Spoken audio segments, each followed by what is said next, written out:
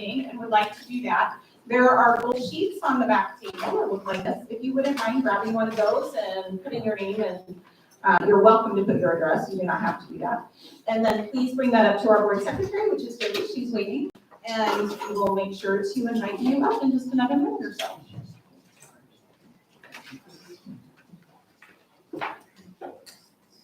Keep talking amongst yourselves. We do have some minutes.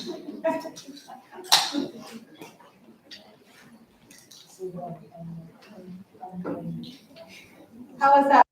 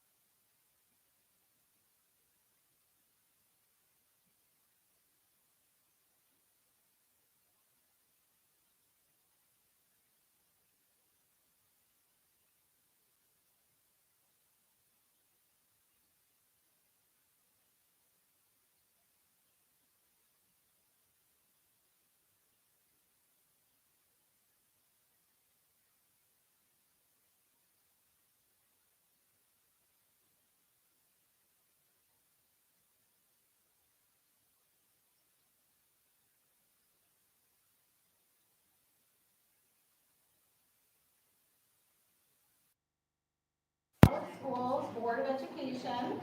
We're glad that you're here. We welcome you.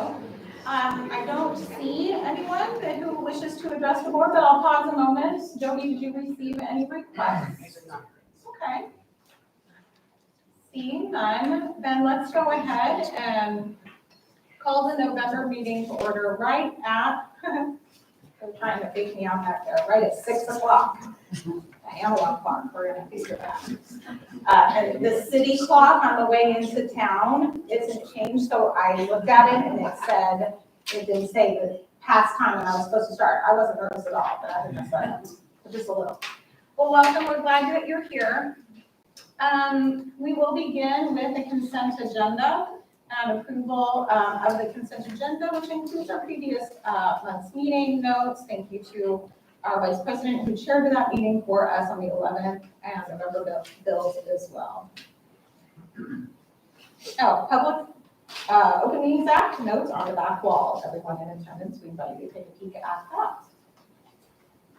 Is there a motion to approve the consent agenda?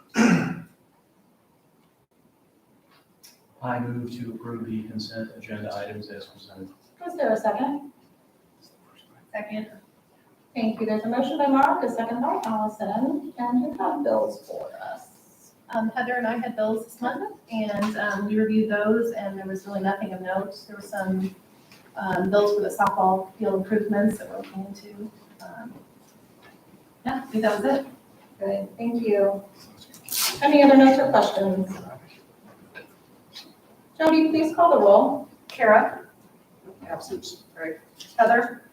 Yes. Valerie? Yes. Allison? Yes. Tim? No. Mark? Yes. Thank you. Good, we'll move to our reports for the month, beginning with our administrator reports.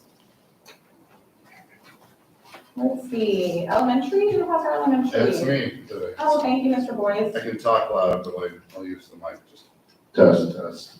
All right. Test. All right.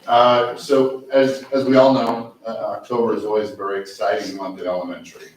And we have lots of fun pictures in there of all of our office staffs being dressed up. I really want to hit on, if you go back up, Dr. Mrs. McAlpin, who is our Anchor Point Elementary Counselor. She was selected as the Nebraska Council of School Administrators Elementary Counselor of the Year this past week. So she was treated to a ceremony on Thursday and was really overjoyed and excited. And it's amazing just how that recognition kind of gets somebody up and keep them going for a little bit longer. So we are excited to have Mrs. McAlpin on our team in the elementary.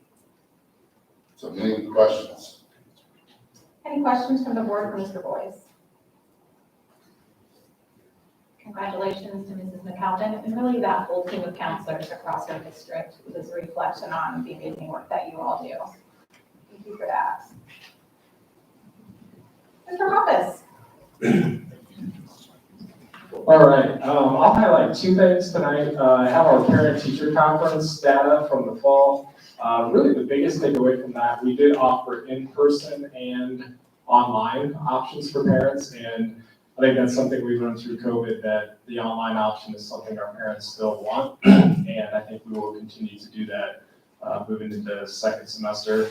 And then towards the bottom, we were recognized as the U.S. News, their first public rankings in middle school. We were in the top 30%, so we were classified as a U.S. News Best Middle School. So that was always nice to get an honor like that, and it just gives credit, I think, to our elementaries and what they do to help prepare our kids as we get them and the work we get to do. So that is it for the middle school. Thank you. Any questions for Mr. Hoppus? So the attendance numbers for the parent-teacher conferences, was that in person or was that combined? Those were combined. Darn. So we can tease it out and get the, but our, all of our time slots for the online were full. So we offered those each night from, it was 7:30 to 9 o'clock. So 10 minutes each time. So they were each one of those were full. So. And has that changed? You don't have to go off memory, we can check, but from in-person post-COVID. So in-person, middle school, parent-teacher conferences, pre-COVID, might have had a better rate than now that we're kind of post-COVID. Yes. And there might be some, Yes. for lack of a better word, apathy there. I don't know. It's a good question. I would say typically in the fall, pre-COVID overall number, we were about 70%. So now we were at 62. Usually that in the spring, we're in the 60s. So it's about probably an 8 to 10% drop overall. So. Yeah, so let this be a call to parents that middle school is hard and the parent presence is important. Very much so. So we hope for that in the future. Thank you, Mr. Hopkins. Dr. Bowman, yeah. Yes. Did you hear me okay? Yes. Okay. We've had a great fall at the high school for activities. I chose to focus on that this evening. Start with our band and choir. We had 9 students who earned all-state recognition this fall. We've never had more than 6, 7 in our band and 2 in our choir. I apologize to the golf team. I omitted their information in this board report, but our golf team, our girls golf team, qualified for the state golf tournament as a team for the first time since we've been in Class B and finished 6th this year out in Scottsbluff. Our boys football team is in the state semifinals and playing on Friday night in the state semifinals. Our softball team qualified for the state softball tournament for the first time since we've been in Class B and finished 4th place out of the state softball tournament. And our cross country team qualified both our boys and girls for the state cross country championships in Kearney 2 weeks ago with our girls winning runner-up. I decided to bring the trophy down and we could all celebrate with that. That is the first time we've had a runner-up or a state championship cross-country trophy in 31 years at Bennington High School. So the plaque is not on it. It's being engraved right now. We will get the picture up in our cafeteria just as soon as we get the plaque back, and we'll get the picture with the girls and the coaches. So the best fall we've had since I've been the principal here as far as activities are going. If you go to our activities, you see that students and families are back to enjoy competition in the evenings and on the weekends. And so it's exciting, and it's exciting to see people back in the stands. It's been fun. So questions? We've had a good fall when I choose not to talk about a really good ACT score at the bottom of the page. So a great fall again. Congratulations to our athletes and our coaches and sponsors. Any questions? It's been a lot of fun. Thank you. I'm excited for this week too. It'll be good. Hello, Mrs. Megan. Hi. Okay, I have a few highlights for this month. So to start, we do have the flu clinic offered every year, and I get to help put that together. We did have 116 individuals come in for that. We offer it just to our staff and our staff's families. This was actually low compared to how many registered, but this year people were getting their flu shots a lot sooner, so a lot of people ended up getting them outside of our clinic. For special education spotlight, we do unified sports, and we have had a bowling team and a track team in the past, and this year we have a flag football team, and so they competed in a tournament at Papillion, and they got 3rd place, so that was really exciting for our first year. And then our last highlight for this month is our high ability learners, and this is just showing you guys kind of the increase in services for our middle school kids. It's optional at the middle school if they want to participate, and so we just kind of keep rising on our trend of students that are qualified for HAL that do decide to give up their SST time to come in for services. Any questions? Thank you, Mrs. Megan. Dr. Hoagie with our curriculum instruction and assessment report.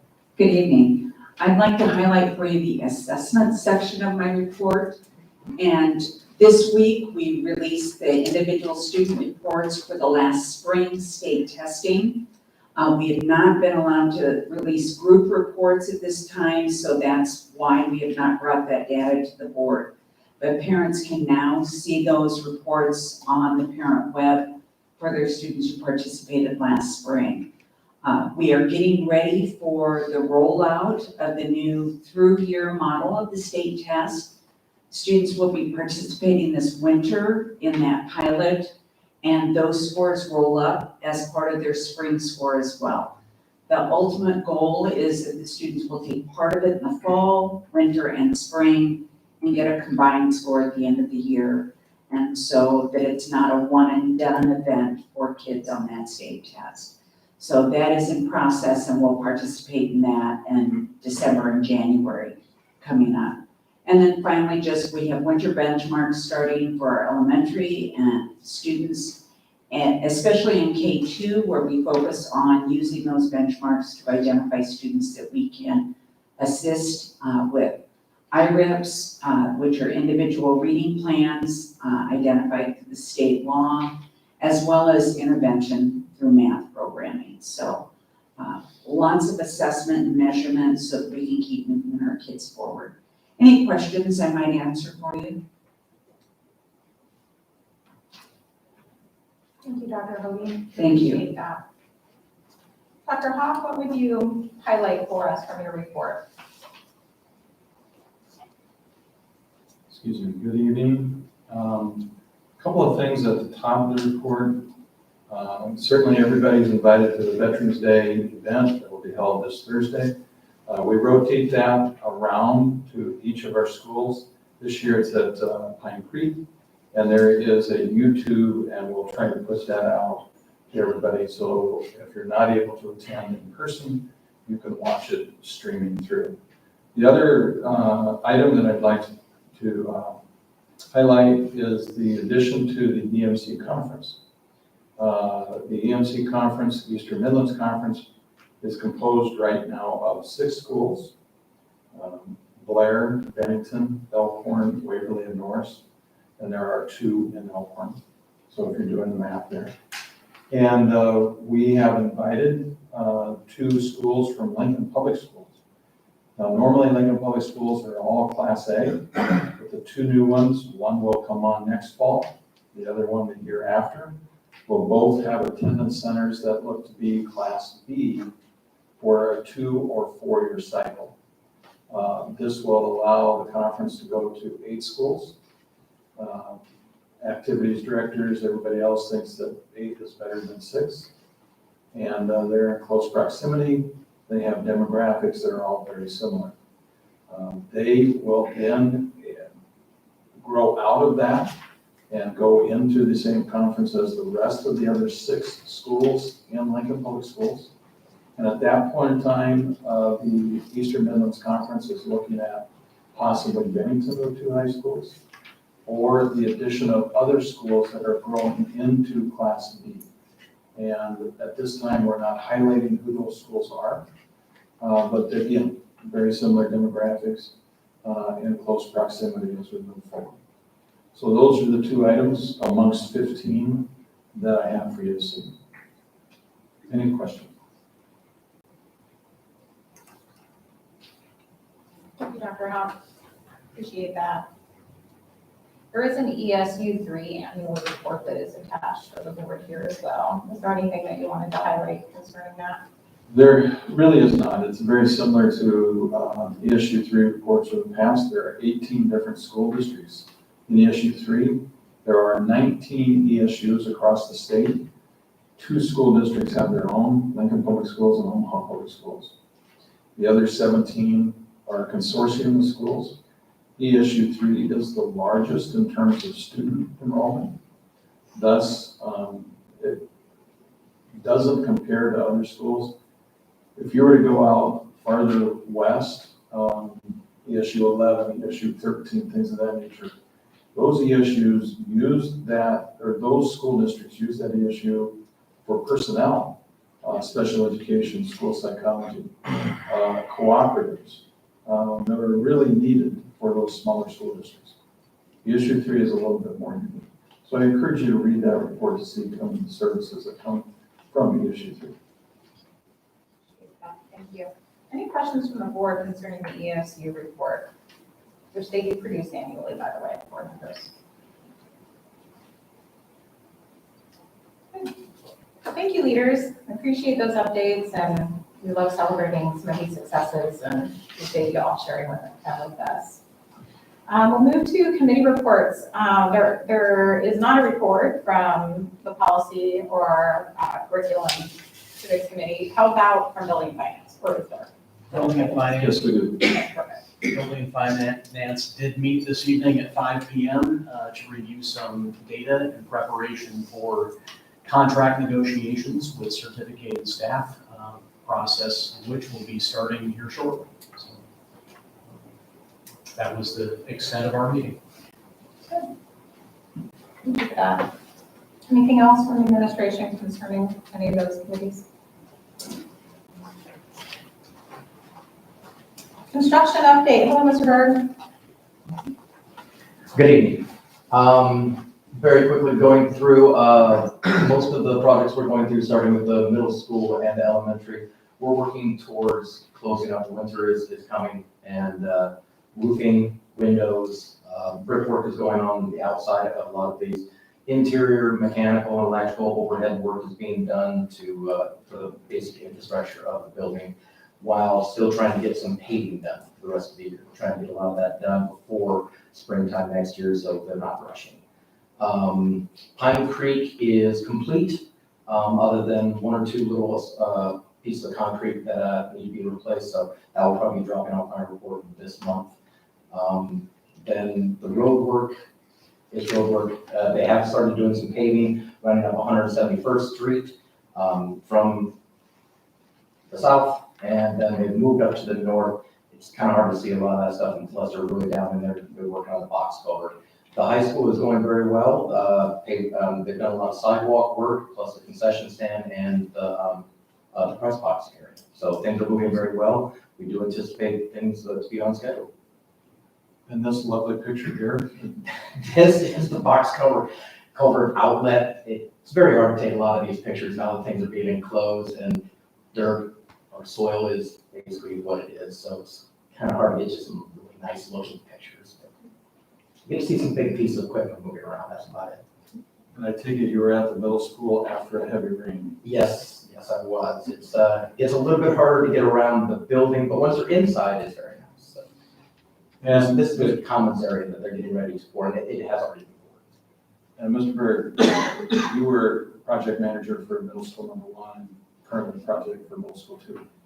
Would you suggest that we are ahead of schedule as compared to middle school number 1 at this point in time? And do you anticipate that we will be full construction, final submittal on time at middle school number 2? I do. The middle school work currently in progress is on schedule to turn over the entire building on time at this time. So I know that at the last middle school, we did have a little bit of problems turning over the gym work.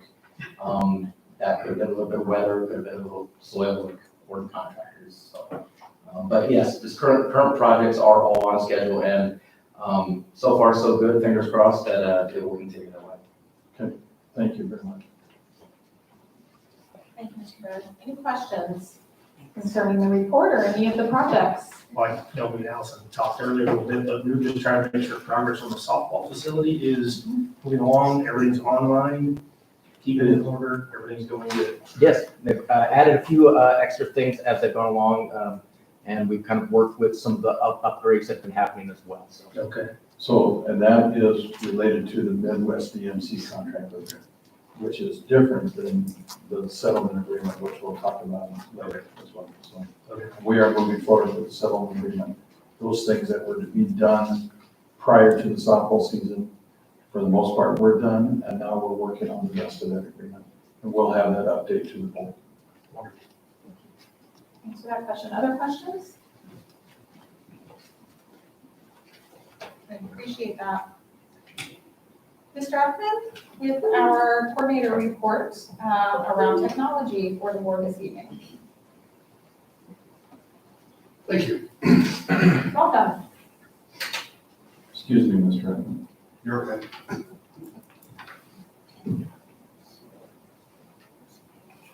So tonight, a couple things I wanted to focus on. One, you might not have seen some of the names. We do have some new faces on my team that started at the beginning of this year.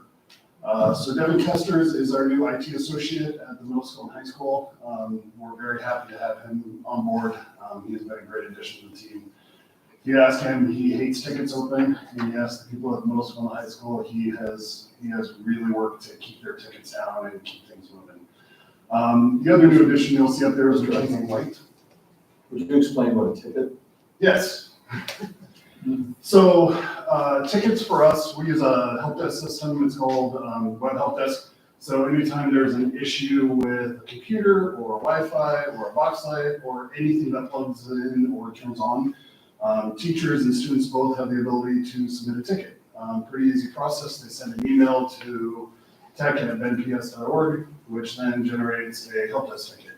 And so that's kind of how I'm able to help keep my techs and everything flowing. We really try for a 24 to 48 hour turnaround time on those tickets. Normally our first response is within an hour or so on those. So that's really kind of where our goals are. And our team's done a really good job this year of keeping up with that, which hasn't always been the case in the past. So Mackenzie White, who is our new technology integrationist, this was one of the positions that was added last year. She's helping to oversee, she works between both technology and curriculum. She really focuses more on the pedagogy, right? How to use all these tools that we keep adding to the classroom, working with teachers, implementation, things of that nature. So some of the recent projects, we talked about the fiber WAN that we've been working on. Last year we did go out for bid and we've started the process. We're basically waiting for the buildings, both at elementary number 2 or middle school number 2, elementary number 5, to be secure so that we can pull those fiber in. As part of that, we did expand that 10 gigabit fiber to those areas, and I'll kind of show you what that looks like here in a minute. We also, during E-rate last year, added 10 gigabits to each switch. So right now we have 10 gigabits, and you think about a gigabit, it's 1,000 megabytes, so 10,000 of those. We had that between each building. We now have extended that into the building, into each of the closets. As we continue to grow and have more devices, this is really just a way of us continuing to future-proof our network to make sure that we're able to go. We had some recent security upgrades to physical alarms at a number of the elementaries, which we'll talk about, and then ECT funding. And I'll go over that here in a minute. So the fiber RAN, you can see on the map, the red circle is where we're adding the 10 gigabit network for the 2 upcoming buildings. So the fiber is already pulled onto those properties where it's just sitting in a manhole waiting to be able to pull it into the building so that we have it secure once that comes in.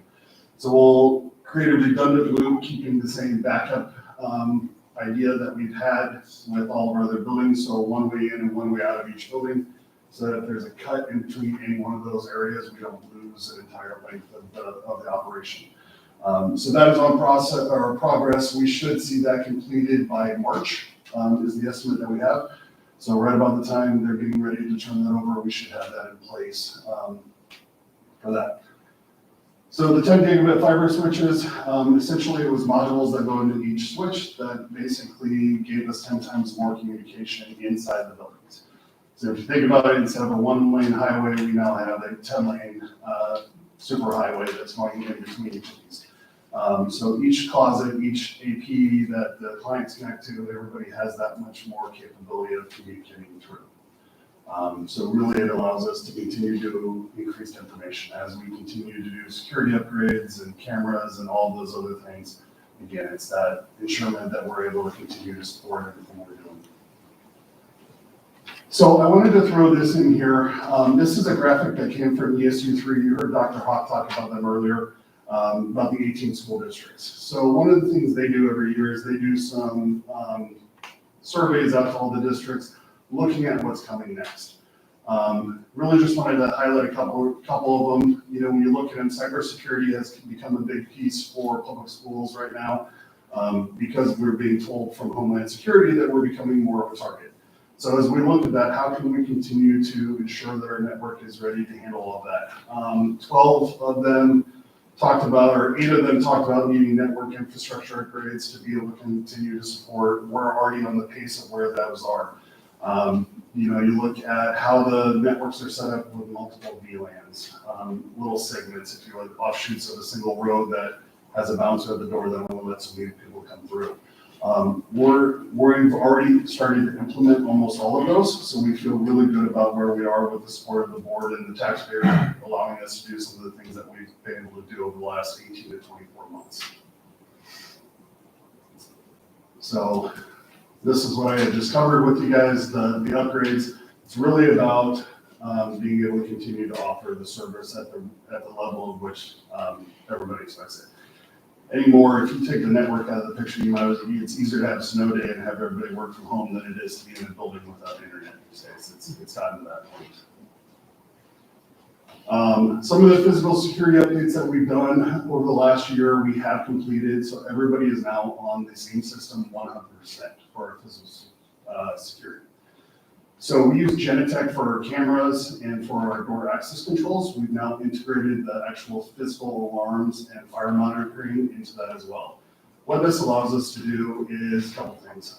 One, it keeps all of our codes a little bit more updated, so they sync with our Active Directory server.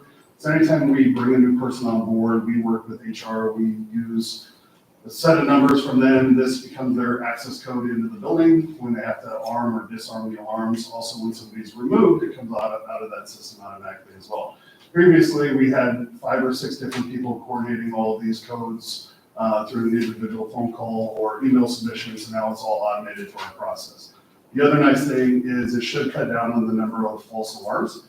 So the first person that walks into a building, all you're going to do is you're going to use your key card just like you normally would. Your key card now disarms the alarm as you come into the building. So the person will come in, they'll disarm, they'll swipe their badge, it unlocks the door and disarms the alarm at the same time.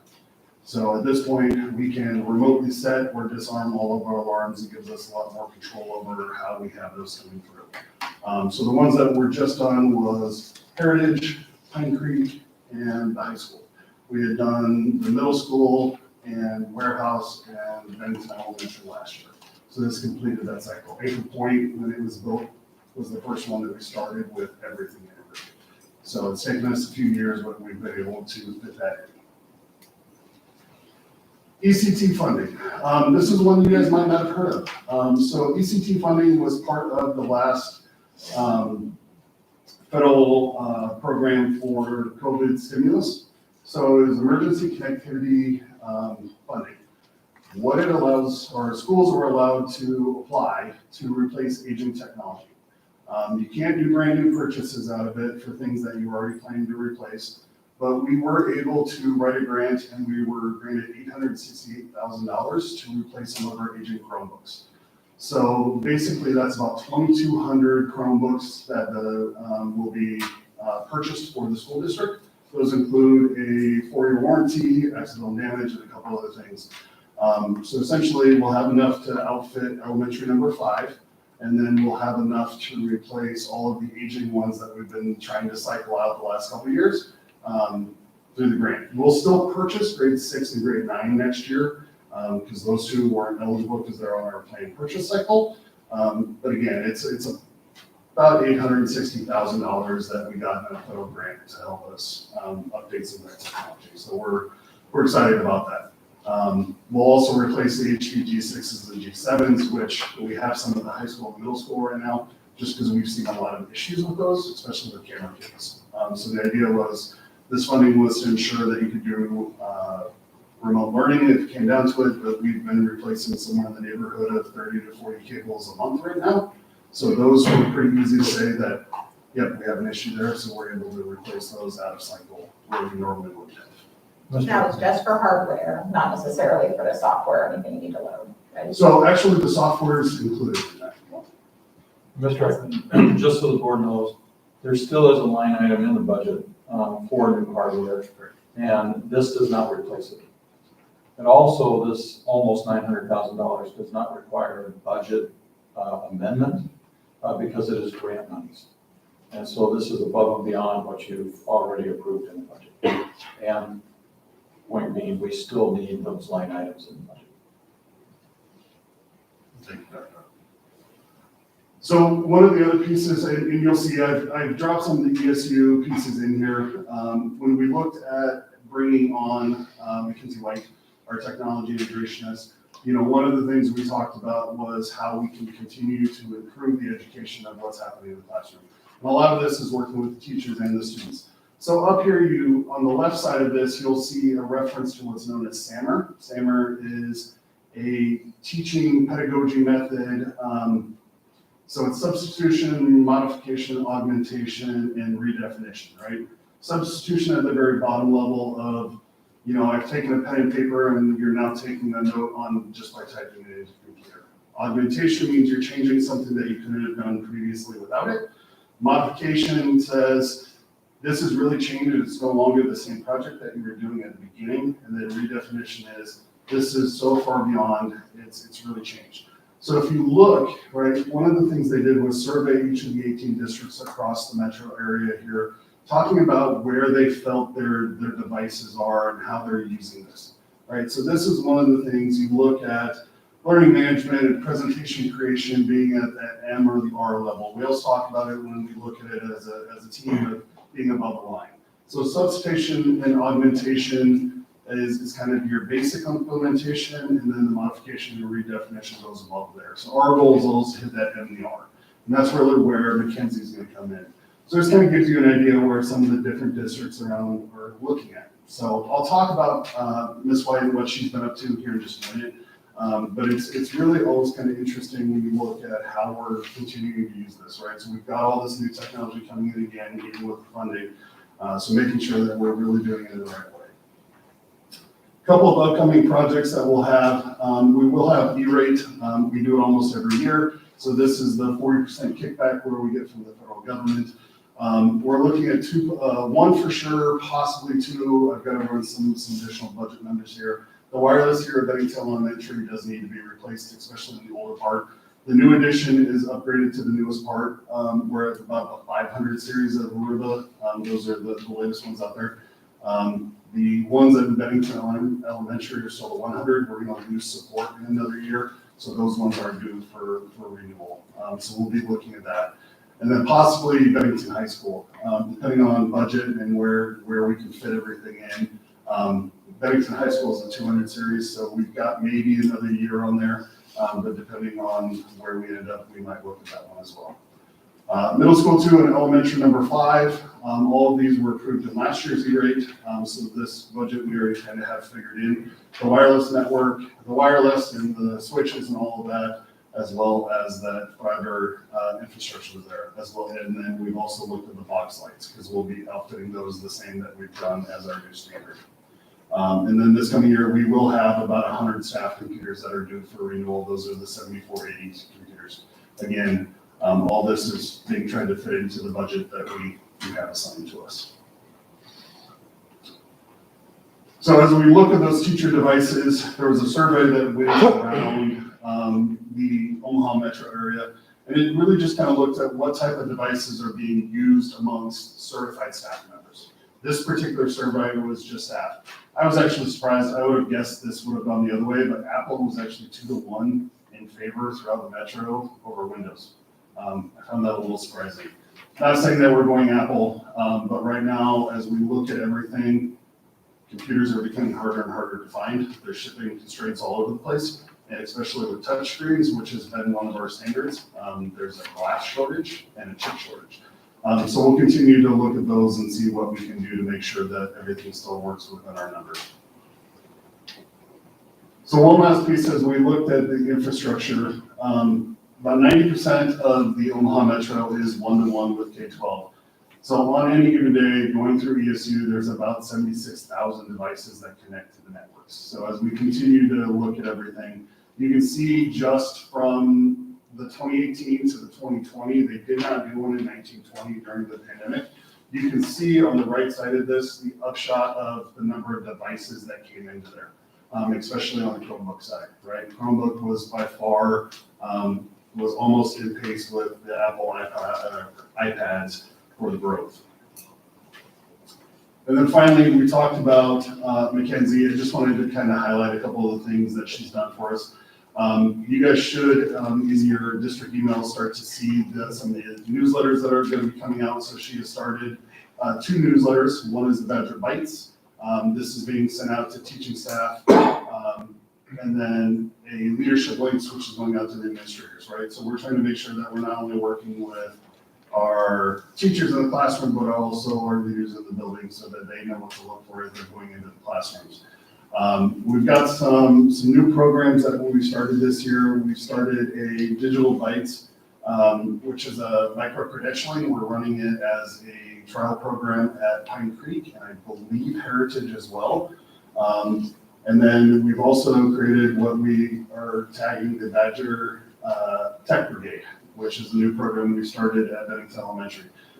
These are students that are going through a series of classes and workshops, teaching them how to be good advocates in the building, doing some simple troubleshooting. They were nominated by their peers, just like student council, but that way they have somebody in the classes if you have a simple computer. Okay, maybe we just need to restart. It doesn't replace our techs, but again, the kids have really enjoyed getting to learn and work with some of the members of our team and with Ms. White as well. So we've done a lot of training as well with the teachers, both middle school. She's worked with Jenny Bruck up at the high school, doing some professional development up there as well. So these are some of the members of our initial class for the Badger Brigade. So just wanted to give them a little shout out and congratulate them for being part of this. And then an example of one of the workshops that was being led throughout the district for our teaching staff as well. Yeah, I appreciate that. And welcome to your new experts on the team, because clearly we need a lot of great talent around that as we continue to grow our tech and infrastructure. And I appreciate you noting our pedagogical approaches and that it isn't only about substituting tech for books, it's about creating new ways for kids and students to learn things. So thanks for that. Any questions from the board? I do. So are we, at one time we were actively monitoring, I don't remember the name of the software, but there was things that, like, if students were looking at things that maybe they shouldn't have been looking at, do we still do that? We do. So we use Bark. It's a company that actually looks at all of the activity, email, Google Drive, web searches, all of those, and then will automatically send notifications. back to people, the administrators who will review each one of them and then reach out and make contact. It'll actually, if there's a urgent issue on the weekends, it'll actually dial phone numbers too. So if there's a suicide threat or something along that line, so we do continue to use that. That's great, thank you. Thank you, Dr. Any other questions from the board? Yeah, a couple of comments, and there will be a question in the end. But I really appreciated this update. I found some of the numbers in it really eye-opening. And one thing I've had an appreciation for a long time is, IT is one of those areas that tends to get noticed only when it doesn't work. But for a long time, this district has had a really strategic and forward-thinking approach to how it provides technology services in support of the district's goals. And, I'm blown away by, there are districts that would have missed the grant. 870 grand is no small number. And, I look at 90% of the district or 90% of the ESU being one-to-one now, but pre-pandemic, that was only 45%, right? Our district was an early adopter of that. And I think that was a critical enabler to the success that our kids had through the pandemic with remote learning. And just the last 3 years, the solutions I've seen your team come with that are cost effective and efficient, but the solutions are good ones too and get the job done. My hat's off to your team. Phenomenal work. My question is the WAN plan for middle school 2 and elementary 5. So, we're just kind of getting anchor point, whatnot kind of hooked in there. What's the plan for the new school in terms of timetable? Will they be on the loop day 1, or will there be work to do? They will be on the loop day 1. That was actually approved during last year's E-rate. We actually went out because of the fact that E-rate starts in February, but it doesn't really, the words don't start coming through until that almost May-ish timeframe. We went out a year ahead of time with the service date starting, so they should be online by March or April. So we should actually be ahead of time. That way, over the summer, as we have to install the switches and the APs and all the other things, we'll need that infrastructure there at that time. So we're on schedule to be coming in even a little early.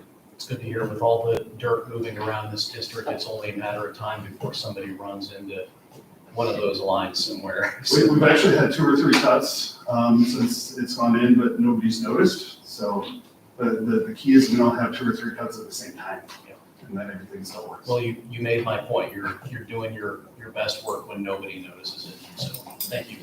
Thank you. Thank you, Mr. Ekman. We have a spotlight report on the high school and various elective offerings for students.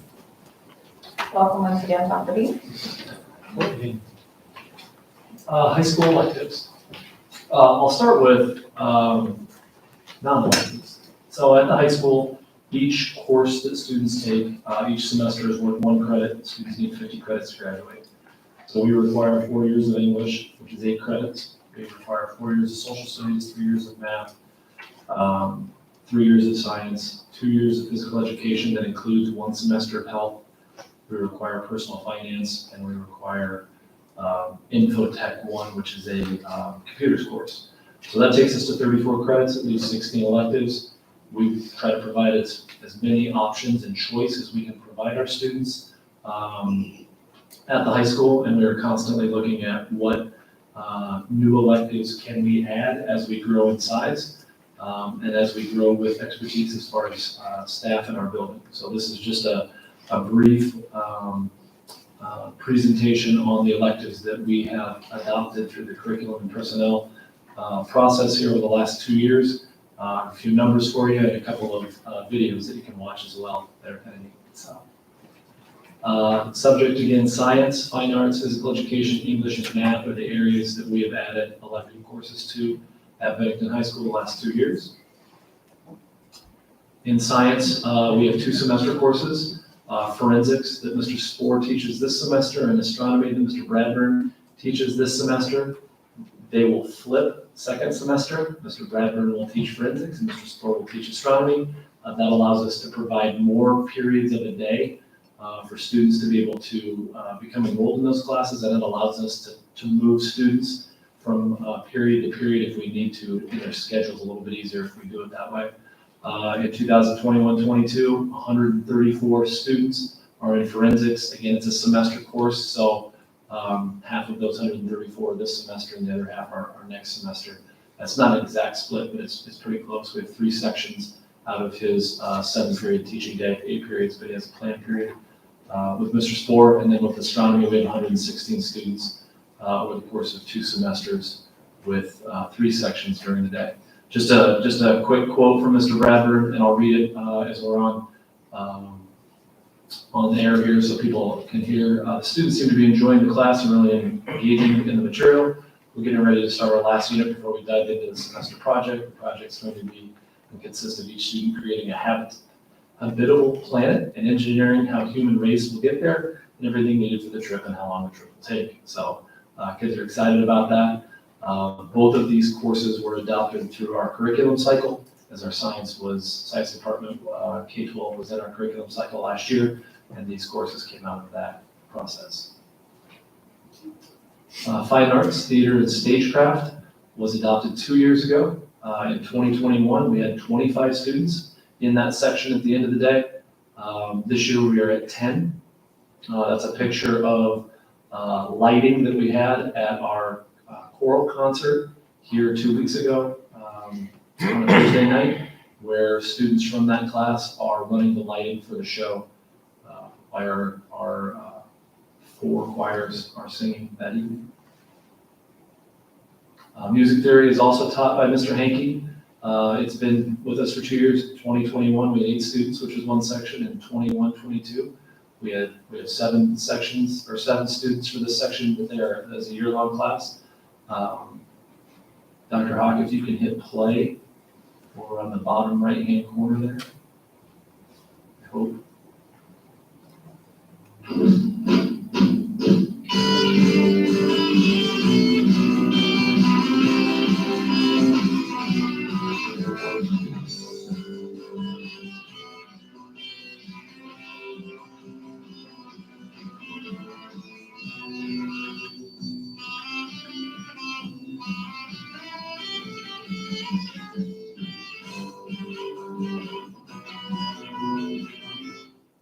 So just one of the projects that one of our students worked on this last year, and they put that all together, obviously with his music theory and his editing that he did through the course. So I just wanted to show you a little bit of what they're doing in music theory.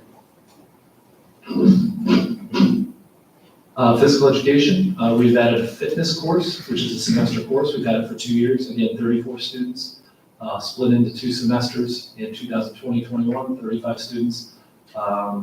This year, split into 2 semesters, we are using primarily the fitness area behind our bleachers, where the field turf is at and the fitness equipment is at. That is where we are, that's where we have most of our fitness course take place here at the high school.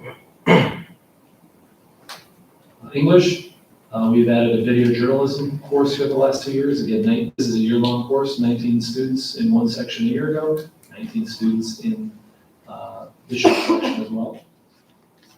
Dr. Hawk, again, if you could play this, about 3-minute video. This is the Blue Crew. This is our video journalism program that we have here that is sent out to students 4 or 5 times a year.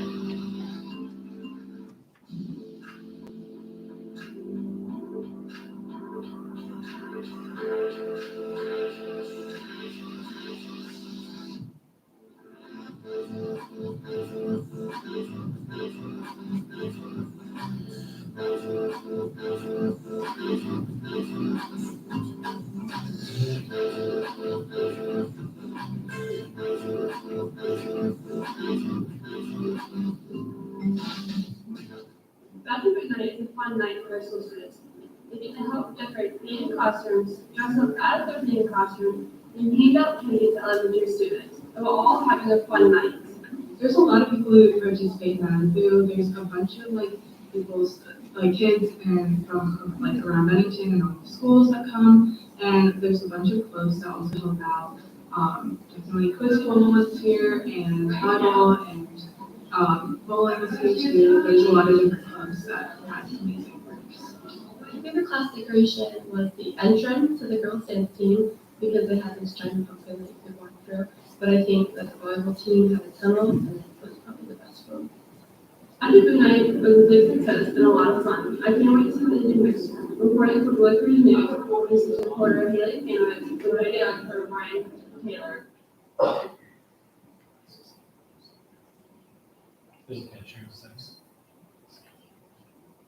Hi, everybody's excited. Everyone has the same goal of the state championship, so the energy is really high.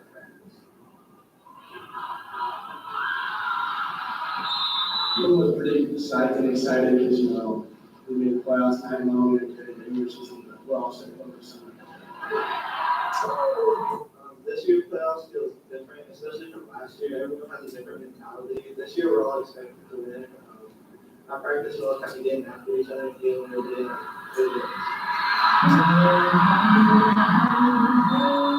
The regular season, you know, we still keep playing, but playoffs were 0-0 after 0-0. So now, once we lose, we're down.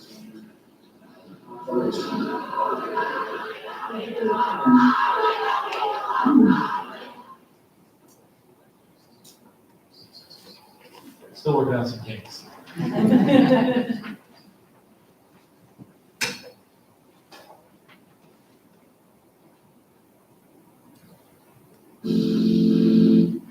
Okay, so that was about 3 minutes of this quarter's 11-minute program. All of our students have the opportunity to see that during homeroom. We were on the loop on our closed net at our school as well, where they can watch it if they'd like to. So that is Mrs. Stacy's class, and she's been with them for 2 years. Math. So we offer an elective in math for students that are seniors. It's a modular math class that we have dual enrolled through Metro Community College. It is an online program that we have a college accredited math teacher that oversees with our students. And they are able to work on programs through Metro Community College that allow them to earn college credit that is immediately transferable at Metro Community College and then could be transferred to other colleges as well. They work at their own pace. She is there to help provide instruction and support. She works with their assessments and grading their assessments, and then assigns them grades as well. We had 6 students in 2020-21 with one section. There were 6 credits, or college credits earned at that time. In 21-22, we've obviously increased the number of students that are interested in taking that class. We've gone to 2 sections, first hour and 8th hour. So far, we have 6 credits that have been earned from those students because of how quickly they've moved through that program. Once they're done with their program, they're done with that class. So there are some students that finish in March or April with 1, 2, or 3 credits that they're working to earn at Metro, and they're done at that point in time. They can have an early release or a late arrival. That's why we have the first hour or 8th hour. If they'd like to move into a study hall at that time, they can do that as well. Just a couple of testimonials.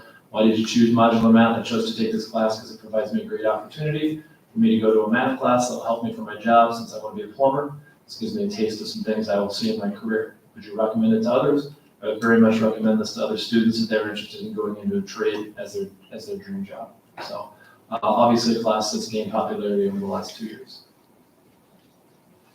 Future courses that have been proposed this year. Last Tuesday we had our curriculum and personnel proposal meeting. Classes that we proposed for next year: AP Government and World History, Programming and Entrepreneurship in our business department, in Family Consumer Science, Foundations of Healthcare, Intro to Education, Hospitality, Tourism, and Housing and Interior Design, Honor Spanish 2, Intro to Agricultural, Food, and Natural Resources in our SDS program, and then a Unified PE program, or Unified PE course, and Intro to Strength and Conditioning class in our Physical Education department. A majority of those courses are being proposed through our curriculum cycle. PE, Business, and Family Consumer Science are in the curriculum cycle this school year. those are the electives that we have offered the last 2 years, and an opportunity to see a few things that are going on at the high school. Questions that I can try and answer for you. I just have one. On the STEM classes on forensics and astronomy, or maybe even the others, are there prerequisites for those? Or can freshmen enroll or upperclassmen enroll in those? Just curious. So it's an upperclassman course in our science track at Bennington. You take physical science as a freshman, you take biology as a sophomore, and at that point in time, you can take chemistry or you can take science and tech as a junior. Right now, it is open to juniors and seniors once they've completed physical science and biology. Any other questions from the board? Yes, so, sorry if I missed this part, That's okay. but I know this from before you've taught me that the students chime in on some of the electives. They might take a poll or something like that, correct? Yes. And do they do that once a year, or does it just kind of We depend? did it 2 years ago. We have not given that survey this year. We did do it 2 years ago.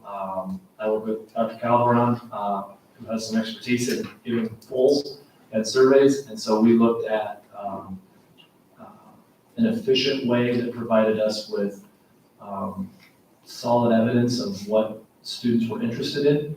And then we looked at those courses to help us determine potentially what electives and non-electives that we might be interested in proposing and going to the Curriculum and Personnel Committee. Thank you. So I guess just my shameless personal plug here is that I really believe that our district would benefit from a JROTC program for our young people.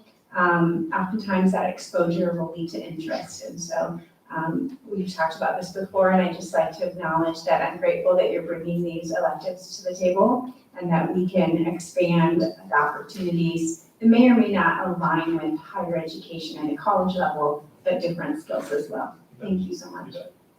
Other questions? And I would just add along that line, I appreciate the potential futures that you shared, and there's this good balance which includes courses around career literacy and understanding that field, which of course we've highlighted even here with these, but I appreciated that's included in some of those potentials. But we look forward to seeing those from your good work and meeting that you all had, so thanks for that. Thank you. Anything else? Absolutely. So I appreciate the focus on what's been introduced the last couple of years and what some emerging interests are. There are many electives that you did not cover tonight, right? Just curious, are you seeing changing interest in those? I mean, we've got, at least a half a dozen or more AP classes, choir, band, French, any changes in existing? Sure, just off the top of my head, the choral courses that we've added, the treble choir and the bass choir are very popular. Our treble choir particularly is growing every year in numbers, to a point where we have to sit down and talk about, do we either cap the course with a period, or do we add more periods of treble course at this point in time? On the flip side, over the last 5 or 6 years, we've seen accounting drop in numbers. To a spot where we have discussions the last 3 years on, do we offer accounting at Bennington High School if we have 5 or 6 or 7 or 8 students for that section? Or would that one period of FTE or teacher be better used for another section of infotech or personal finance if our numbers are real high? So we have those discussions yearly. The guidance department and the administration at the high school visit about that. Obviously, Dr. Hogan and Dr. Hawk and now Dr. Tingler are kept in the loop on that as well. So one that's really growing and one that has declined in the past few years, and that we are working on some things we can hopefully do to try to keep that interest, because we think that's an important class to have at a public high school. I would be happy to extol the benefits of accounting to any who would listen. I brought up accounting, it was not by chance.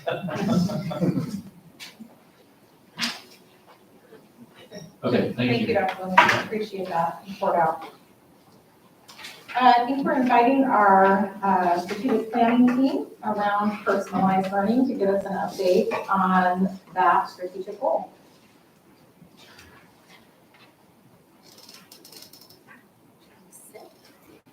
Welcome, Mrs. Nelson. Oh, I, Slide it. And Mr. Wilson. So good evening. My name is Therese Nelson. I'm the principal at Heritage Elementary. And this is Matt Wilson, who's the assistant principal at, I was gonna say Anchor Point, but that's not where you're at. You're at the middle school. Danielle Robb, however, is new to our committee, and she is the assistant principal at Anchor Point. And then Jody Green is the assistant student services director, which is also a new position. So our committee is growing. Just a quick review. So this is our strategic planning goal, aiming to help the schools meet the educational needs of all students by personalizing the student's learning environment. This was a goal that was decided based on community, staff, and student interactions way back in 2013. The learning objectives are what you see below. So defining personalized students' learning, determine the educational needs of students in those 4 categories, expanding the methodologies for personalizing student learning, and then establishing a process for students to personalize education in their interest and objectives. We were able to achieve those goals. For the first one, we did define our definition. We did complete a district introduction. We did this through, we did have a guest speaker come at one of our kickoff meetings at the beginning of the year. Just recently, and then we also did have a meeting with our administrators as well. We did collaborate with the local district for access to training, facilitators, model classrooms, and professional development. We did have our cohorts go and participate in those trainings, and then also we invited a trainer to one of our cohorts to help us as we progress through the process. The cohort for teachers that we have trained is 20 at this time, and then we did implement a second cohort that we did have to stop due to COVID-19. So finally, down at the bottom, you see levels of distinction, think tanks, in-house facilitators, and grassroots philosophy. These are things that the committee created to help assess and maintain data. Think tanks were developed to invite staff members in all the different buildings to come and attend these think tanks to discuss their projects or find out what the 4 elements were and then learn about them at each of the buildings. And these were facilitated by cohort teachers as well. So we met with some of the teachers in March at the end of last school year, really get their feedback on where do you want to go next with this. A lot of the feedback we got was to simplify things. We had those levels of distinction and teachers were writing lesson plans, sharing those with each other, uploading them, and kind of kept coming back to it. Is there a way to simplify this so we're not doing the paperwork side of things and make this more accessible district-wide rather than kind of those core teachers that were really doing this day in and day out with each other. So really focusing in on those 4 elements of personalized learning, what you see up there, getting to know your students, using digital tools, using data to make decisions in your classroom, and giving your students voice and choice throughout your different lessons that you're doing. And it came back, the first one we really wanted to focus on this year to kind of push out more district-wide is that getting to know your students and kind of talking to our teachers of what do you do that lets you get to know your students. And we know it's going to look very different from what a kindergarten, basically all our elementary teachers were with those kiddos for large chunks of the day and what they're doing to get to know them versus middle school or a teaming method, and they get to spend not as much time as the elementary, but still a lot of time discussing things with each other and sharing, up to high school where you're getting that quick chunk of that class period where you got a lot of content to cover, but how can you still do things in that classroom to get to know that kiddo better to help them achieve their goals and reach those expectations that you have for them. So that'll be a lot of what we work on this year with teachers and trying to figure out kind of those professional development days, how do we set things up and get this information to our teachers so that they are taking it back and sharing that with each other. Moving forward, adding more committee members. So kind of talks about a multidisciplinary team, making sure we've got teachers from all areas. Make sure we've got them from our core subjects, from our arts, from physical education, foreign languages, all of those pieces, and then also working with our new tech integrationists to help give not only us ideas, but the teachers ideas, especially around those digital tools. How can you use those and give kids kind of voice and choice with those digital tools, with their Chromebooks that they have with them every day? How can we get them kind of pushing themselves on that SAMR model that this document shared as well. So we're not just doing substitution things, but we're pushing kids to create new things with those Chromebooks. Reviewing the definition, and that kind of goes back to our teachers giving us feedback of kind of simplify. So reviewing what we've done in the past, but then really focusing on, here are our 4 elements. What's that look like for us? We started with the blueprint of Westside and what they had done, because there wasn't a lot to follow at that time. And taking pieces from that work for us and other pieces that don't quite work for us, and really kind of holding it to make it really ours instead of following what other people are doing with personalized learning. And then a long-term goal, working as an administrative staff, of how do we put those look-fors in, so when you are going into a classroom and you're evaluating a teacher, how can you find those things that they are doing in their classroom to push personalized learning with kids, everything from those kids to know you kind of things to, are you allowing your students to have a voice in what they're doing with the units? And getting teachers to see that a lot of what they're already doing is personalized learning and helping them realize you are doing this, but here are some other things you can do to push it a little bit farther. So collecting data on that, talking with our teachers more about what they need from us, and I think having that tech integration is working with us as well, and on that technology side to help push us forward as well. We are meeting here in a couple of weeks. We've got several new teachers that have expressed interest in wanting to take part in the committee. We're going to sit down in December and really kind of flesh out how do we push this district-wide. How do we make sure we are differentiating from our elementary teachers up to our secondary teachers so that it's a district-wide push with personalized learning. Any questions for us? Thank you, leaders. Questions from the board? I have one. Curious about, and I'm sort of preempting your good goal or your work around doing research in this space for the future. I'm just curious, top of mind, as folks who've been thinking about this now for a while, what do you see in education moving around personalized learning and the ways that educators are emphasizing it? Is there anything that comes to mind that you're just personally curious about learning more that might be kind of on the horizon? And it's okay if there's not. I was just curious what you might be learning that's different than when we first started this journey 6 years ago. I would say from the beginning, and when we first discussed this as a committee way back in 2013, we really didn't have a true definition. We started with a book study with the committee, and it was really very interesting to talk about differentiation versus individualization and what do those terms mean and how does that fit into personalized learning. So I think, and even as we met as a committee just before of us, those were words that came up as part of the topic. So I think moving forward, kind of like Matt said, just really being able to help staff understand what personalized learning really means, and is it pieces of individualization, is it differentiation, what can we do to make sure that there's a good understanding moving forward. I think, just education-wise, I think personalized learning is a piece of differentiation and those things. So it's really hard to say what that's going to look like. But I do think due to the fact that we have it in our appraisal process, it is in questions that we do when we interview staff and we're hiring for new positions. I think for us, it's something that we really want to engrave, that we just want to make sure that everyone has a very clear understanding and that we're transparent where we're going. Thank you. COVID really pushed teachers out of their comfort zone, and I think there are definite pieces that came out of that I think will stay in education around how do we reach students that are not here, they're sick, or whatever it is, that we can take pieces of what we learned through that process that we can still use in the classroom in non-pandemic years that are hopefully coming. There's a lot we don't have to continue to think about, but there was some forced innovation about that we certainly can learn from. So I appreciate you saying that, appropriate for future. Thank you, appreciate it.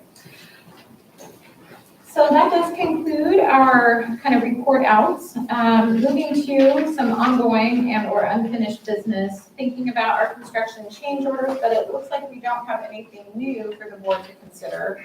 Just some summative data from past change orders. Is that correct? That is correct. Very good. Any questions concerning that from the board before we move to the next item on our agenda? So we'll think now about our return to learn plan and where we are, and our ongoing, good thinking and strategizing about learning in this new context. Not new, not so new anymore, ongoing context with the Absolutely. So our plan continues as it has along its path with a few updates. So tonight, our highlights really about reminding people about where you can find information. We are a few updates on our school operations, some health services issues, and continuing to keep that window open for any feedback we can receive on our use of ESSER 3 funds coming. So to remind everybody, you go to our main website, Return to Learn is highlighted in yellow, and when you enter there, you can find our most up-to-date information. Tonight, we'll highlight school operations as well as health services coming up. No change to our tier system, and our tier is really based on specific situations within our schools. And so how are we being impacted with students, how are we being impacted with staff, and how is the virus transmission happening across our buildings? So one of the things we want to highlight for you about school operations is staffing. As we are living through this time, and whether it is truly COVID related or just changes within our the world of work at this time, we have many positions that are unfilled, and so it does color the work that we do. We are down 7 bus drivers as of the 17th. Nutrition services still has 2 open positions. We are missing 6 paraprofessionals within our buildings. Last year, we talked a great deal about substitute teachers and how we could supplement and enhance our program for substitute teachers, both those who cover in-house as subs, as well as those from the community who join us as substitute teachers. So what I've broken down for you is each month, the number of days in school. So in August, we were in school 9.5 days. We had 2 positions that we could not hire substitutes for. We did not have any people in-house subbing. So what happens when we have an unfilled job? It may mean that we are skipping courses. If it would be a specialist in the elementary, we may have to skip music, we may have to skip art. You will find our elementary principals in the classroom teaching rather than being able to manage the building. They are assuming those roles on the front lines. As we have moved through month to month, the number of unfilled jobs increases, as does our in-house subs. Those in-house subs may be a period that a teacher fills in for somebody, or it could be a full day that everybody's pitching in to fill for a teacher. We have, as we heard about all the great activities going on, those activities also pull teachers out of the classroom. So our coaches have to leave early. We have contests that they're leaving for, and so we have teachers who are not there to teach kids. So we have a number of times that we're filling in for each other. In November so far, we've had 6 days of school, and just to highlight, last Friday, we had 9 jobs that were unfilled, and Monday, we had 7 jobs unfilled. So I don't have our in-house subbing report at this point, but it's very difficult to continue school as we know it when it's difficult to have enough staff on hand. Other things with school operations to highlight for you, we have in our elementary schools the practice of, if we have an active case in a classroom, everybody in the classroom goes into masking. The county health department would allow us to say only unvaccinated students or people would need to wear masks for those days, but it's very difficult, and with vaccines just becoming available to younger students, to be able to monitor that, and we have not asked our families to report whether students are vaccinated or non-vaccinated at this time. We did collect some information early with high school students, but that data is changing all the time. So we are not going to differentiate between vaccinated and non-vaccinated students in a classroom. If we have an active case, we are going to wear masks for that period of time. 2 cases expands that window of wearing masks in the classroom, and 3 cases, now we have had 2 elementary classrooms that we have had to shut down until we have gotten through that window of exposure for kids. During that time when kids really can't come back together, we have offered remote learning. Our teachers and principals have been great about pulling together materials and having Chromebooks ready to go home on the day that we know this happens. And so we've been actively able to start instruction the following day. In our initial plan, we have stated, give us 24 hours to make that turnaround, but our principals and teachers have been making it happen the next day. Kids are having live instruction remotely for those days. Most of the time, this is just a couple of days that we need to do this before students can take a COVID test, and a negative test reopens the classroom. And so it's a limited amount of time that they really need to be out of school and in remote learning. But those are changes that you may see and hear more about. At the high school, there really are no changes at this time. If we have to contact trace, we're notifying families.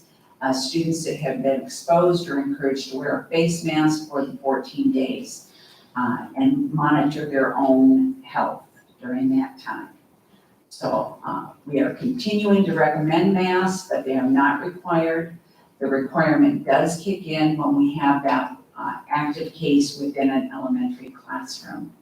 So that is the area that you may see some update. The other piece, we are encouraging and supporting many vaccine efforts as they are coming out. So our protocols, safety protocols have not changed as we have moved through things. What you will see is that we will be sharing and continuing to share information through the FDA's approval process. They have approved emergency use for COVID-19 vaccines right now for younger children, ages 5 to 11, just as recently they approved the 12 to 17 age group. So we will continue to work with the Douglas County Health Department and other health professionals to provide our families with information about that. This is a report on our active cases or positive cases within our district. At the current time, we have had 120 positive cases since the beginning of the school year across our district. And that doesn't matter whether it's adults or students, that is a combined number for you.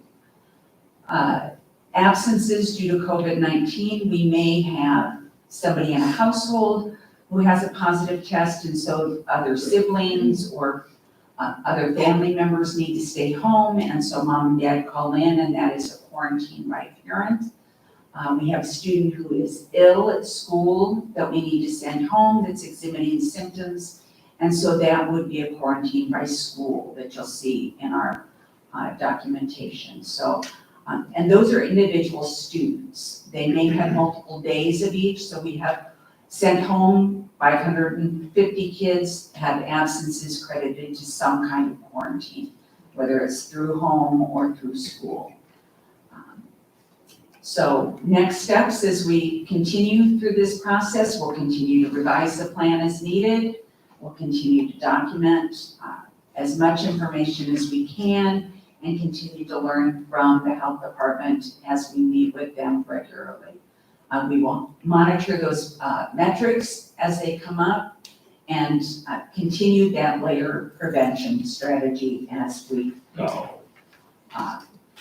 Continue to use our early dismissal time for professional development, and we're really pushing that consistency of instruction as we have kids with absences, so that we know that we're on the same page for students as we head into this winter state testing and spring state testing. It's important that the kids are at the same place as much as possible. And then we're documenting academic progress as we move through this.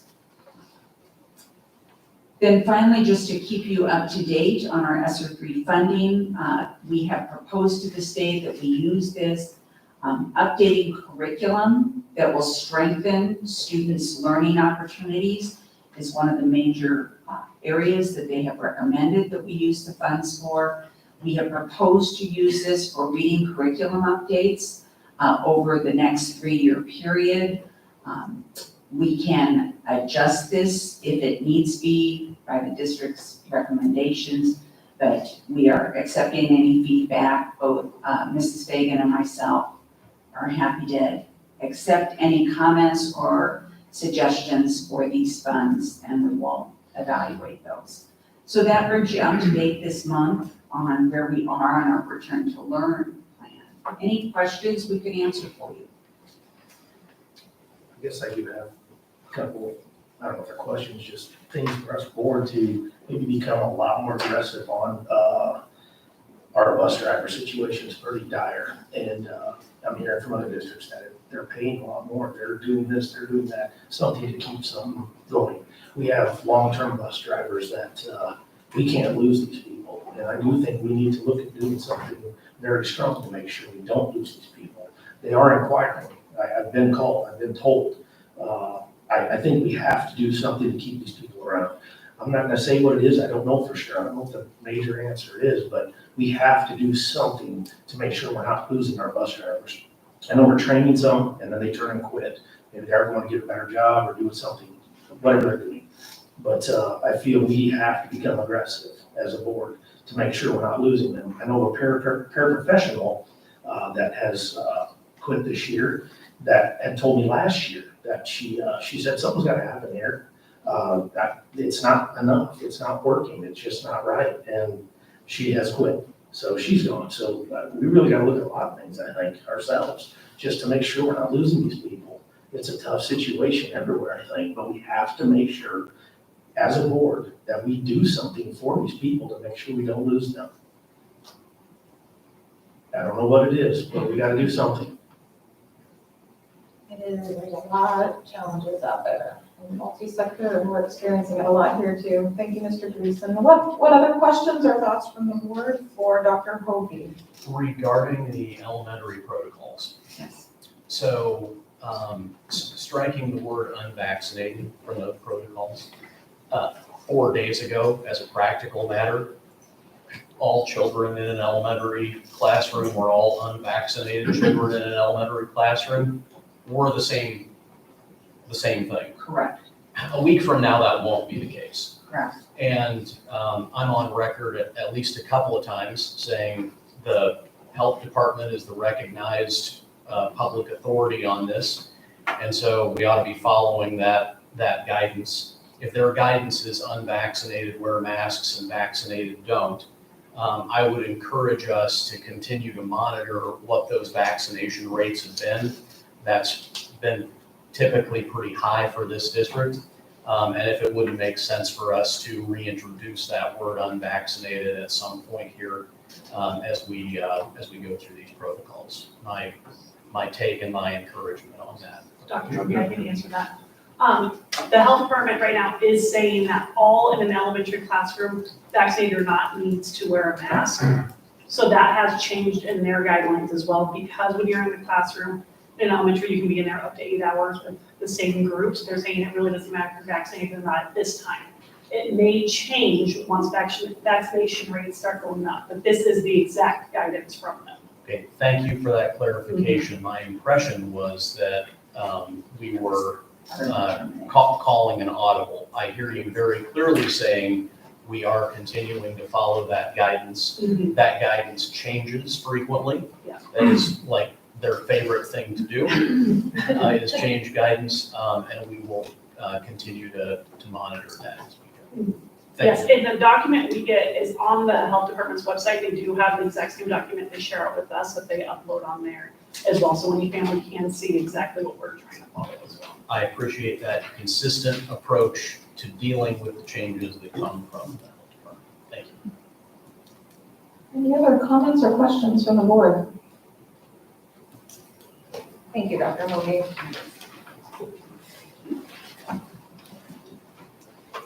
Appreciate that the administration has been thinking about our school attendance boundaries with the upcoming opening of elementary school number 5 and middle school number 2, and appreciate that you have a summary of that work and research for the board this evening.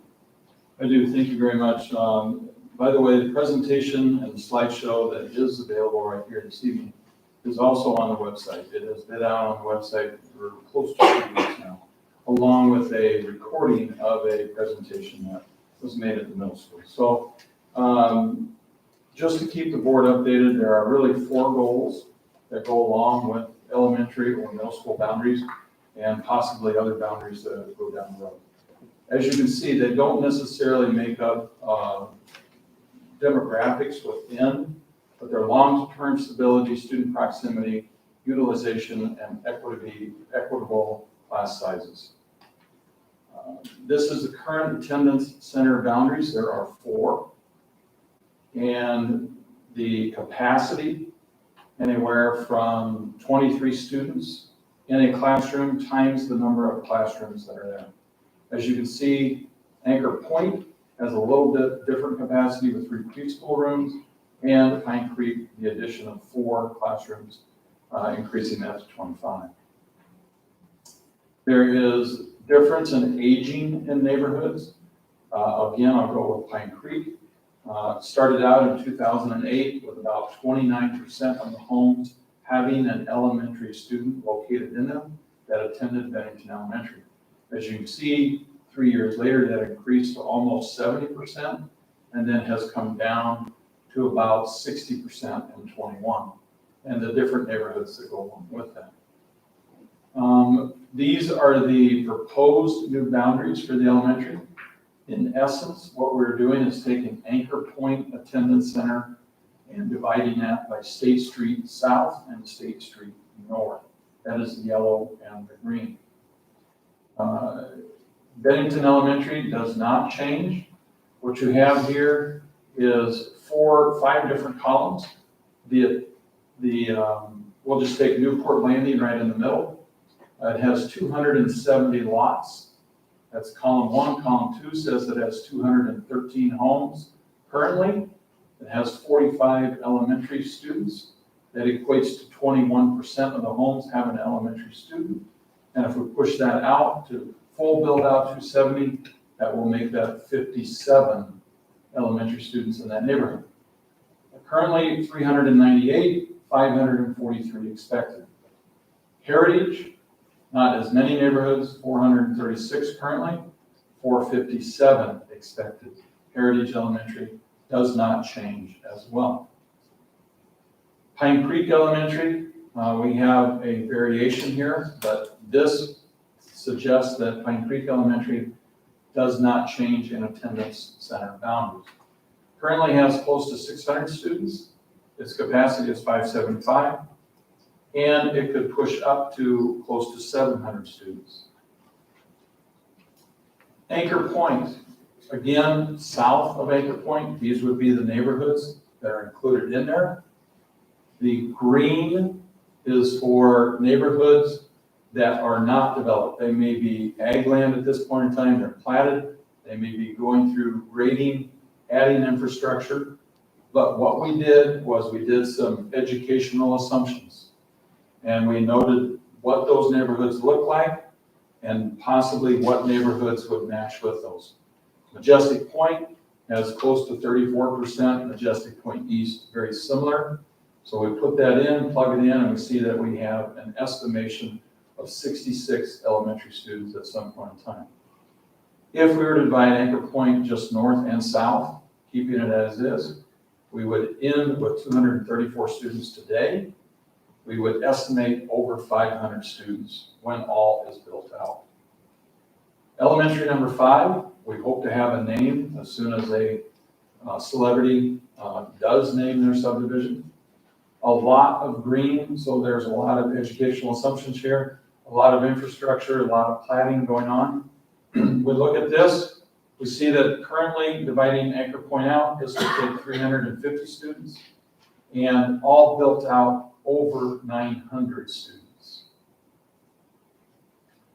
If we were to look at an alternate that is presented to the board, we would take Highland Hills, which is a neighborhood in the Anchor Point subdivision. Highland Hills, 166th Street, that goes north and south. That is west of Highland Hills, 166th Street, but then moved from Pine Creek over to Anchor Point. That is east of 166th Street in this neighborhood would remain in Pine Creek.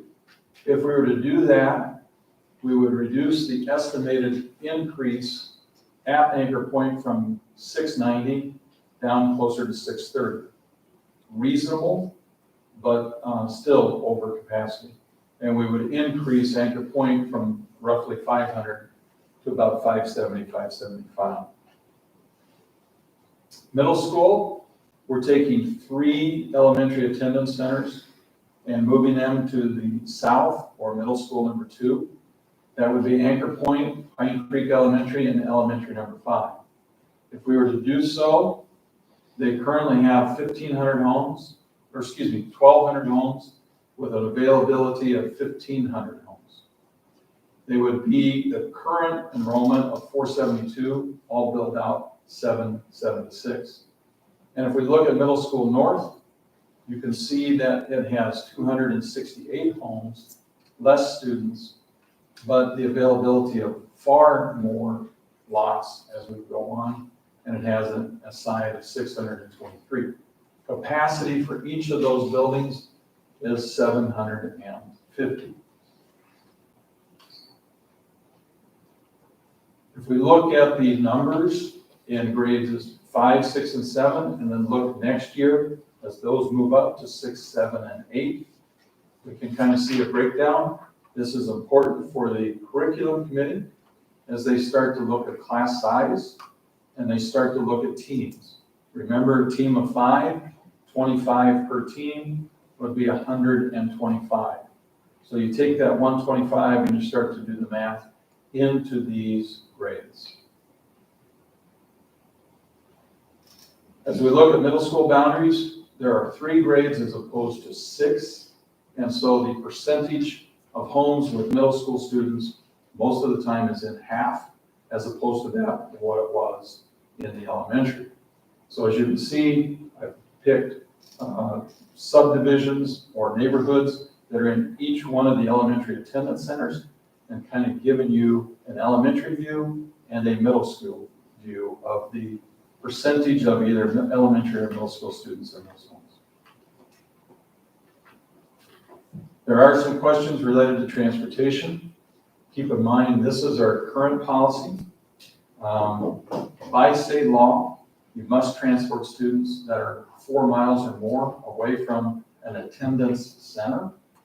We have very few of those homes or students in Bennington Public Schools. Most of them are on a paid basis, $350 maximum for a family. That's anybody with more than 2 would have that student ride for free, if you would. And this policy does have an exclusion in it, or an exemption, if you will, busy roads. So if we were to accept the alternate for Pine Creek and Anchor Point, you have a busy road of 168th Street, even though it's less than half a mile, probably looking at transportation for those students in the Highland Hills area if they were to go over to Anchor Point. You would not transport them if they remained in the Pine Creek Attendance Center. Policies, really very strict in terms of allowing students to intra-district transfer, i.e., my daycare is in closer to another attendance center than the one I'm currently at. It'd be just easier for me if they went to that other school as opposed to the one where the boundaries tell me I need to go. The only exception to that is an educational rationale that says it'd be best for that student to go to another one intra. 5th grade and 8th grade transitions. In the past, we have looked at 5th grade transition. Those are the only times we've done elementary or boundaries. And we have suggested that the transition 5th grade and then go into 6th grade the next year might be too many transitions, might be educationally detrimental.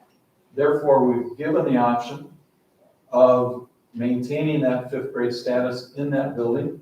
And in this case, it would be maintaining in Anchor Point as opposed to going to elementary number 5. We mandated it when we went from Bennington Elementary to Pine Creek. We made it optional Heritage, we made it optional Anchor Point. And each time as we move on, I would recommend that we make it optional here. But as we made it optional at Anchor Point from Pine Creek, we had less than a handful that stayed at Pine Creek. 8th grade, it'd be very difficult to make that same option available because of the scheduling with middle school. Going back to those numbers, if we were to lessen or increase one or the other, that has a lot to do. It has a very, it has a factor in staffing when you start to look at those.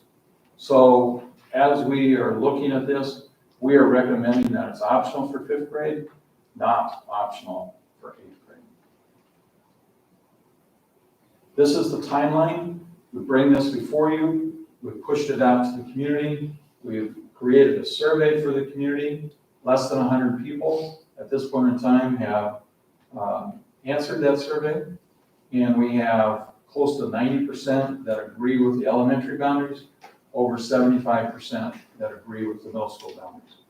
A lot of the questioning that we received as we went out to the community had to do with transition and programming that are in each of our 5 elementaries or each of the 2 middle schools. But that was half the questions. The other half of the questions were about the next high school. Are there any questions that I can answer for you as a board? We are recommending that the board approve the elementary and middle school boundaries at the next regular meeting in December. We will then push out letters to the community notifying them of where their attendance center would be. Can you elaborate on the high school questions that they were asking? Yes, I can. Okay. Number 1, basically to sum it up, where and when.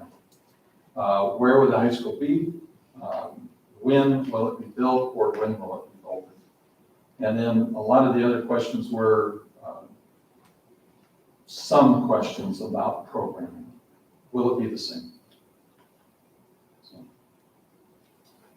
I have a question about staff assignments. So I saw application on there. What does that look like? Do staff, can they put their bids in? Is it just a by? We will take money anytime they put Yeah. bids in. No. Explain that. Staffing, we typically will push out sometime in January that says, if you would like to, please submit your application. There is an application for such. We take that, we do a lot of balancing between certifications, endorsements, experience within the community, and we try to create a equitable situation both in both buildings, if it's middle school, or in the case of an elementary where you have 5 buildings, we'll take those transfers maybe from another building that doesn't have a change in a boundary to a new location. Once we have those that have volunteered, then we start to look at filling the positions that haven't filled. And again, we look at balance in doing so. We try to get that done by February, and then we move on to the support staff and try to get the support staff done in a very similar fashion by April. And the reason we do it in February is we have a lot of positions to fill. For example, The middle school is looking at probably, they have pushed in proposals for close to 20 to 22 new staff. And so as we look at retirements, we look at people that move on in addition to those new positions, that really triggers us as to what we're advertising for as well. I have a question. How do we handle the special education services that are needed in various elementary buildings, moving kids around? Do we consider grandfathering those kids? I know there have been some concerns.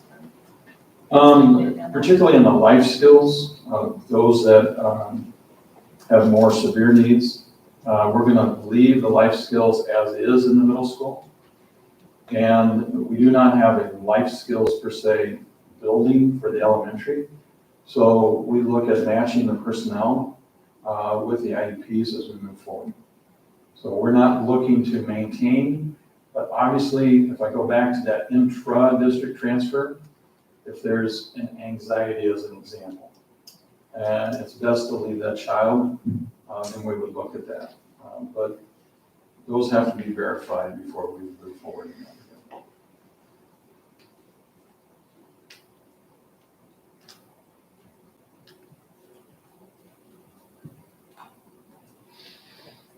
Any other questions from the board concerning the opening of the two buildings and the options for our attendance centers?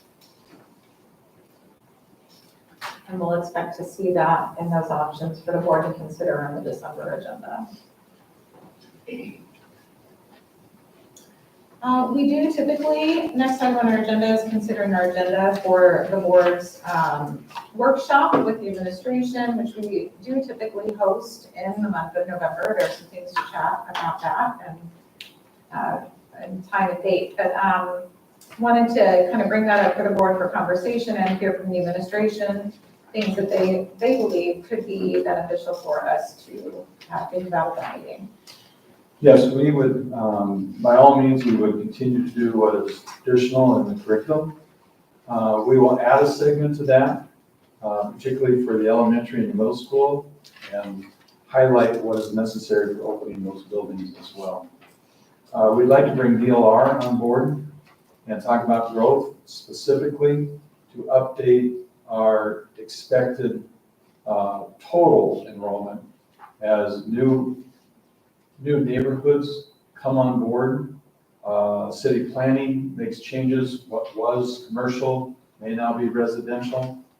And that really drives what you're looking at in terms of size of buildings, whether it be a high school or the number of buildings, whether that be 2 middle schools or 3 middle schools as you move down the road. From there, we look at school sites. And then we'd like to highlight the multicultural report. A lot of work has been done on that. We want to bring that forward to the board as well.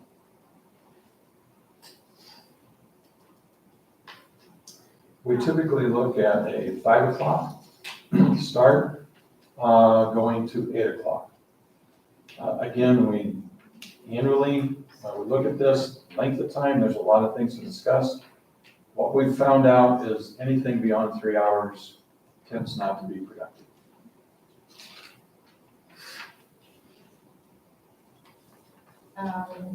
I understand there's a potential conflict with that day. Is that true? There is a potential But we don't conflict have to which we discuss will that. not jinx in any way or form. If that occurs, we will move it to the following day. We didn't even mention it. Good. Another thing, board members, is a short conversation. I'll bring a brief presentation. It's an exaggerated description of what I'll bring, but a summary of some elements that I think would be worthwhile for us to consider in terms of professional development around our board governance and weaving that into our conversation. But I want to bring just a few things from policy as well as recommendations from the NASB around things that we can continue to learn and grow about as a board, but just want to kind of offer those as points of conversation and for you to provide feedback at that time. So that'll be a short, but I think meaningful and important element that I think could be on our agenda. But curious from the board, what other things do you think would be important for us to consider as we develop the agenda for the November workshop? Anything else come to mind?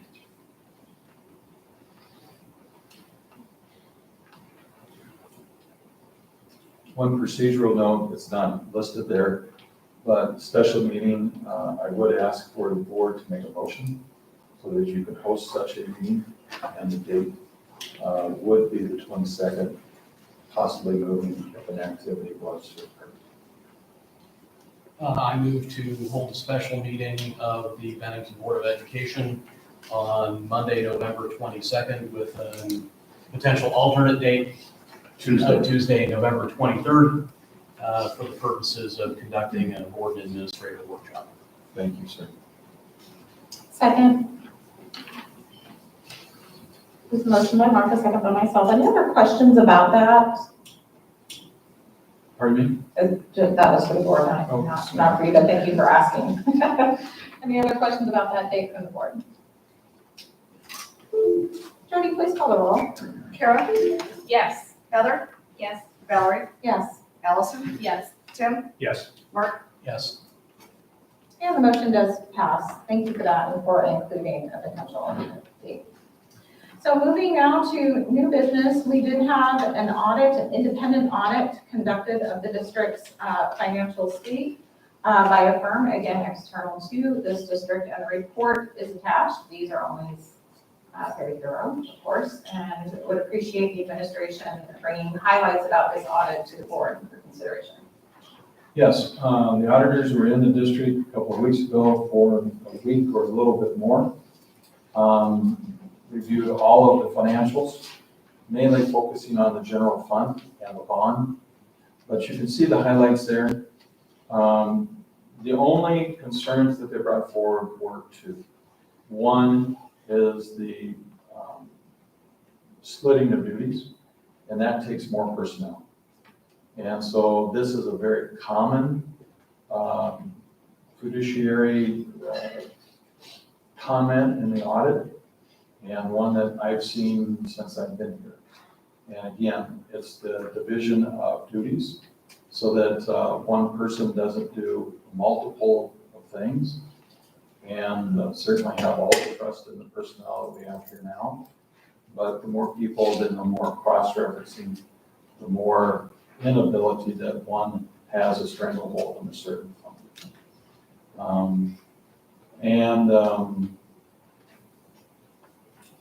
The other one, Lynn, help me out with the second. Bond. Pardon me? Due to the issuance, Thank you. reissuance? So as we refinance bonds, the technicality is that you should also revise your budget. We have talked to the State Department about that, and we typically put more money in the bonds at the beginning of the year to allow for that. But again, it's a technicality that we should revise our budget each time that we refinance bonds. So those are the two technical points in the audit. Are there any questions that we can answer related to the audit? You might have one, I do have a quick one. Were there any recommendations specifically in terms of the expertise on that team? On the first concern point that you mentioned in terms of expanding that team? No, they did not offer any expertise or requirements or endorsements, if you will. Simply more people looking at the interactions, the transactions, if I will, of fiduciary. Thank you. Of the financials. I will indicate that I did speak with the partner in charge of interviewing as part of the audit process as the treasurer of the board. And he was very complimentary of both you and Lynn, both in terms of getting him the data that he needed to review and easy to work with. And I think they thought the process went pretty smoothly. So the two concerns he did discuss with me, and he said the first concern with respect to internal controls and having more personnel was very common, and he's expected to see that with a district of our size. And he was required to note that in the audit report. So I felt comfortable with his concerns and was happy with the results. Thank you. Thank you.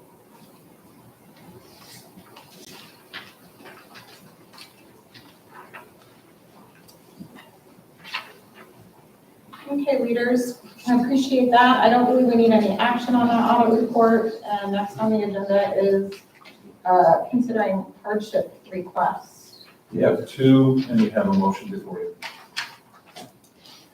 I move to approve the option enrollment requests for the students as presented. And I'll second. There is a motion by Mark and a second by myself to approve the option enrollment applications of the named students. Any questions from the board?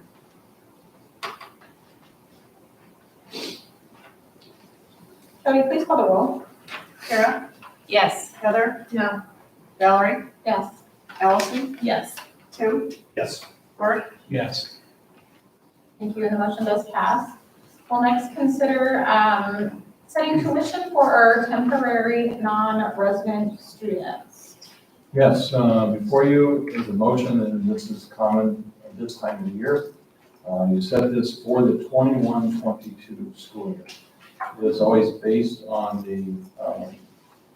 the per pupil cost for the previous year. So it would be on a per semester basis, and that would be $5,430. And there's a potential motion before the board. I move to set the temporary non-resident tuition for the 2021-2022 school year at $5,430 per semester as set out in policy 502.02. Is there a second? Second. Motion by Kara, second by Mark. Any discussion or questions from the board concerning the non-resident tuition? Jody, please call the roll. Heather, Yes. Valerie, Yes. Allison, Yes. Tim, Yes. Mark, Yes. Kara, Yes. Thank you, the motion does pass. We next have considerations for personnel, including, it looks like, a few resignations. We have 3 in the support staff for you this evening. And there is a potential motion before the board.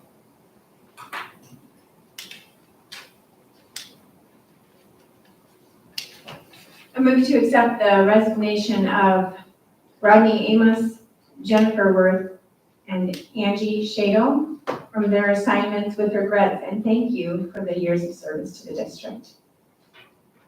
Thank you, Heather. Is there a second? I'll second. Motion by Heather, second by Kara to accept the resignations of the 3 support staff. Is there any discussion or any questions from the board?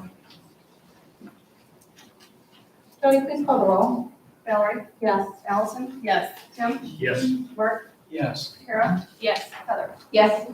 And the motion does pass to accept the named resignations, and it looks like we do have a few hires as well. Yes, we have several, and we also have 2 different motions. One is for well, there are ones that will be added as extra duty. But teacher will be brought on board with a 105-day contract, will be brought on board for second semester in world languages at the middle school. Thank you for the clarification. There is a potential motion before the board. I'll move to accept the recommendation of the administration and approve the hiring of personnel for the 2021-22 school year as presented. Jeffrey Moore, middle school, Joshua Velasquez, assistant wrestling coach, John Ryan, head boys soccer coach. Thank you. Is there a second? I'll second. Motion by Heather, a second by Kara. Any discussion or questions from the board? Jody, please call the roll. Valerie, Yes. Allison, Yes. Tim, Yes. Mark, Yes. Kara, Yes. Heather. Yes. And the motion to welcome those 3 new vouchers to Bennington Public Schools does pass. Welcome. And there is another potential motion before the board. Support staff? I move to accept the recommendation of the administration and approve the hiring of support staff personnel for the 2021-22 school year pending background checks as presented for Andrea Keller and Rebecca Kleeman. Second. Motion by Heather, second by Kara. Any questions or discussion from the board? Jody, please call the roll. Valerie, Yes. Allison, Yes. Tim, Yes. Mark, Yes. Kara, Yes. Heather. Yes. And the motion does pass, and we welcome Andrea and Rebecca as well. There is a potential motion before the board to go into executive session. for the purpose of discussing certificated staff negotiations and potential land acquisition. So potential motion is over. I move to go into executive session at 8:55. Is that right? 7:55? 7:51. 7:51. I wasn't a staff, but I was not that one.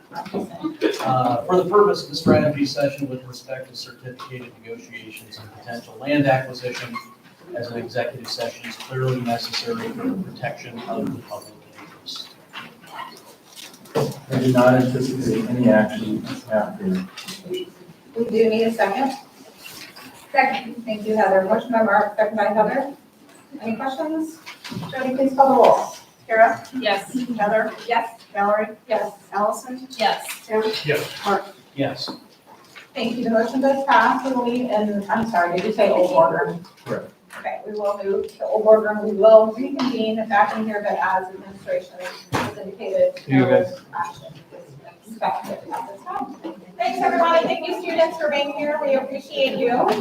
And also on your civic duty, if you attend, if you need help with signing papers, please let us know very quickly as we leave the graduation.